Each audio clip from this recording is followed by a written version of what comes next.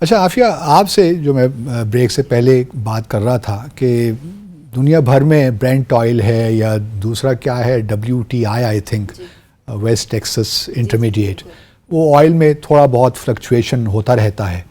اس کی وجہ سے ہمارے ہاں بھی کبھی بڑھ جاتی ہے، کم تو خیر ہوتی نہیں، بہت کم دیکھا ہے کہ 5 روپے ایک ہفتے کم کرتے ہیں، پھر 2 ہفتے کے بعد پھر وہ 30 روپے بڑھا دیتے ہیں. تو اس سے آپ نہیں سمجھتے کہ ہمارے جو ایشوز ہیں، اگر ہم ایک لحاظ سے اپنے ملک کو گروتھ کی طرف لے جانا چاہتے ہیں تو ایک بے یقینی کسی صورتحال پڑتی ہے، یا آپ سمجھتی ہیں کہ درست ہے معاملہ توانائی کے ایشوز کو ڈیل کرنے کا؟ نہیں، بالکل نہیں. ہمیں جو ہے نا اب ڈی ریگولیشن کی طرف جانے کی ضرورت ہے. ٹھیک ہے، میں مانتی ہوں کہ جب دنیا میں، کیونکہ 80% ہم تقریباً 80% سے زیادہ ہم پیٹرول یا جو پیٹرولیم پروڈکٹس ہیں یعنی کروڈ کو ملا کے ہم امپورٹ کر رہے ہیں.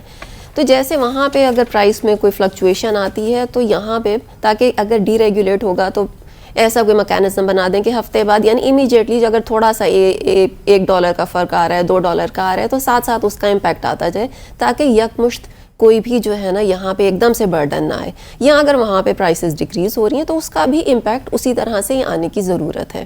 لیکن یہاں پہ ایسا ہو نہیں رہا. ہمارا جو ہے نا، ہم کہتے تو یہ ہیں کہ ہم نے ڈی ریگولیٹ کر دیا ہے اور وہ اس کو جو ہے اب بہت ساری جو ہماری آئل مارکیٹنگ کمپنیز ہیں وہ ڈائریکٹلی بھی امپورٹ کر لیتی ہیں. لیکن at the end of the day وہاں پہ آ کے گورنمنٹ کا رول ابھی بھی وہاں موجود ہے، جو اس چیز کو کا 2 مہینے تک اگر لیٹ سپوز اگر گلوبلی آئل پرائسز بہت اوپر گئی ہیں، یہاں ہم نے جو ہے آئل پرائسز کو روک لیا. لیکن جب اوپر سے پریشر یعنی پڑ گیا، جس طرح ابھی IMF کا جس طرح سے آ رہا ہے، اور وہ ہم نے وہ کر دیا تو ہمیں پھر ایک دم سے، اور وہ برڈن بہت زیادہ پھر کنزیومر اینڈ پہ آ جاتا ہے. لیکن ساتھ ساتھ وہی والی بات کہ ابھی جس طرح یہ بجلی کے اس میں ٹیکسیشن کا ایشو ہے، تو یہ جو پیٹرولیم پروڈکٹس ہیں نا، اس میں بھی ٹیکسیشن والا بہت بڑا ایلیمنٹ ہے. جو انڈائریکٹ ٹیکسز ہم اس میں بھی پے کر رہے ہیں پیٹرولیم، اور یہ ریگریسو ٹیکسیشن ہے. ایگزیکٹلی، یہ والا جو ایلیمنٹ ہے نا، اس کی وجہ سے سارا معاملہ آ کے خراب ہو جاتا ہے کہ اس پہ اور ابھی بھی جو ہے آپ دیکھیں تو وہ ٹیکسیشن کا جو وہ ایلیمنٹ ہوگا وہ 50 سے 60% تک کا وہ لے کے جا رہے ہیں اس کو، اور وہ برڈن جو ہے وہ کنزیومر کو پے کرنا پڑ رہا ہے.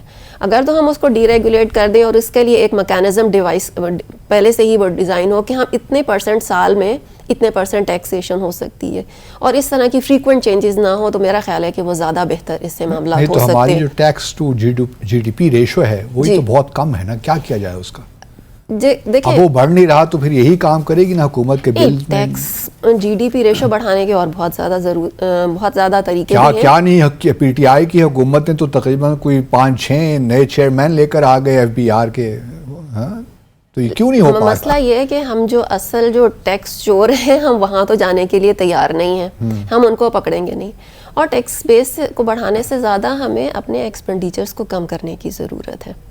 ہمارا جو گورنمنٹ کے جو ایکسپنسز ہیں، ہم اس کی طرف کیوں فوکس نہیں کرتے؟ بیسیکلی ہم ہر چیز میں IMF کو لے آتے ہیں کہ جی IMF کی یہ کنڈیشنالٹی ہے تو ہمیں اتنا انکریز کرنا ہے، اتنی پرائسز انکریز کرنی ہے، اتنے ٹیکسیشن انکریز کرنی ہے. لیکن IMF تو آپ کو یہ کہہ رہا ہے نا کہ آپ خسارہ کم کریں. خسارہ کم کرنے کا مطلب تو یہ ہے کہ صرف یہ نہیں کہ آپ نے ٹیکسز کو بڑھانا ہے، آپ نے ایکسپینڈیچرز کی طرف بھی تو فوکس کریں. جو ہمارا ایڈمنسٹریٹو اتنا سیٹ اپ ہم اس کو ایکسپینڈ کیے جا رہے ہیں. اب مثال لے لیتے ہیں یہ پاور سیکٹر کی، اس میں آپ جنریشن ڈسٹریبیوشن کمپنیز ان سب کو نکال بھی دینا تو 20 سے زائد دوسرے ادارے کیا کر رہے ہیں؟ سرکولر ڈیٹ تو دیکھ لینا ہمارا کہاں تک چلا گیا، 2.6 تک.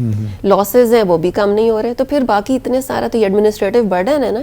اسی طرح ہماری اتنی ساری جو ریگولیٹری اتھارٹیز ہیں، اور یہ کیا، یہ سب یہ ایکسپینڈیچرز ہی ہیں نا گورنمنٹ کی. ٹرانسمیشن لاسز کی بات کرتے ہیں، یہ کیا چیز ہوتی ہے؟ اس پہ ہمارے ناظرین کو سمجھائیے. ٹرانسمیشن لاسز ہوتے ہیں اور ایک ڈسٹریبیوشن لاسز ہوتے ہیں، دونوں. ٹرانسمیشن لاسز تو بیسیکلی ٹیکنیکل لاسز ہیں کہ جب آپ بجلی ٹرانسمٹ کر رہے ہیں جنریشن پلانٹ سے ایویکویٹ کر کے، اینڈ یعنی ڈسٹریبیوشن سسٹم کیبلز کوئی ناقص ہیں یا کچھ بالکل ہے اس قسم کی چیزوں سے. لیکن اس کا پورشن جو ہے نا وہ زیادہ نہیں ہے. اچھا، وہ 2 to 3% ہے جو ہمارے ٹوٹل لاسز ہوتے ہیں نا. میکسیمم کچھ ایریاز میں ہوگا جہاں پہ بہت ہی زیادہ پرانا انفراسٹرکچر ہے تو اس میں تھوڑا بہت زیادہ ہوگا. لیکن جو مین ایلیمنٹ ہے نا وہ ڈسٹریبیوشن سائڈ پہ نان ٹیکنیکل لاسز کا ہے. وہ کیا ہوتا ہے؟ نان ٹیکنیکل لاسز ہیں جو ہم کنڈے لگاتے ہیں، اوکے، اس کے بعد جو میٹر ٹیمپرنگ کرتے ہیں. اچھا، ایگزیکٹلی. تو یہ والی ساری چیزیں اس میں آ جاتی ہیں. لیکن اس میں ایک وہ والا ایلیمنٹ بھی ہم شامل کریں گے کہ جو ہم جو میٹر ریڈر ہے اس کو ہم تھوڑے سے پیسے دے کر جو ہے وہ ایک فکسڈ اماؤنٹ، بہت سارے یہ سندھ کے ایریاز میں ایسا بھی ہو رہا ہے کہ ان کے ایک فکسڈ ایک لمیٹڈ اماؤنٹ ہے کہ وہ آ جاتا ہے بل، لمیٹڈ سا, لیکن وہ یوز ادھر سے ہی کنٹرول ہو کے اتنا ہی ہر مہینے آتا ہے, اور وہ یعنی وہ سب کے اس میں پھر شیئرز ہوتے ہیں, ان کو وہ پیسے مل جاتے ہیں, اور